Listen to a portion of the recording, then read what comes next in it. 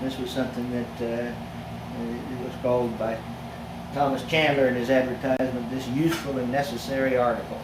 And that was the thing that was for self-sufficiency. And there were things that were used both by people in town and on the plantations as well. Edgefield was one of the few places in the South where art was an element, where pots were decorated. Here, these brown and white decorations are slip decorations. We're using our red clay and kaolin clay here to make designs.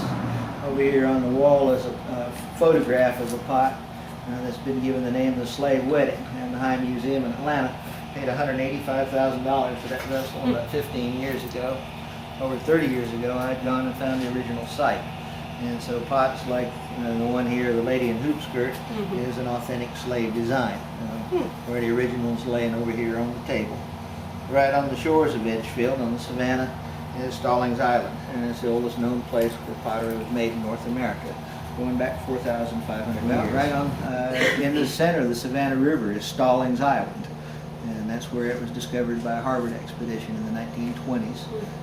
My oldest relatively intact pot is there on the table, and that's about a 1,000-year-old vessel there that's been pieced back together. Yeah. That's really pretty. Yeah. Yeah. The first porcelain experiments in America were done here in the 1730s down at what today is Beach Island. It was the southern part of Edgefield District. I really consider Edgefield America's first real homegrown pottery. It was like America, where forms from Europe were copied with technology from China and workers from Africa. And all these blended together into the Edgefield tradition overall. Our show that we did in 1976 was something that started the education of the state. And then McKissick Museum has done about 3 different shows involving Edgefield pottery. The most recent one about face vessels.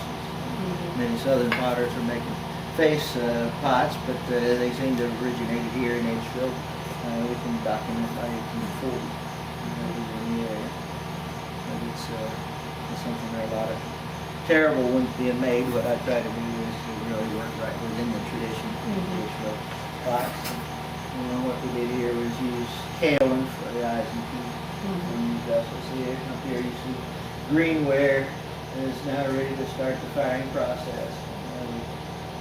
Fire with electric kiln. They tried to put me in a place over here that had carpet on the floor. I said, "You've never seen a potter at work, have you?" And we feel much more at home here. The form of a vessel here with a narrow base and generally wide shoulders on jars and jugs as well.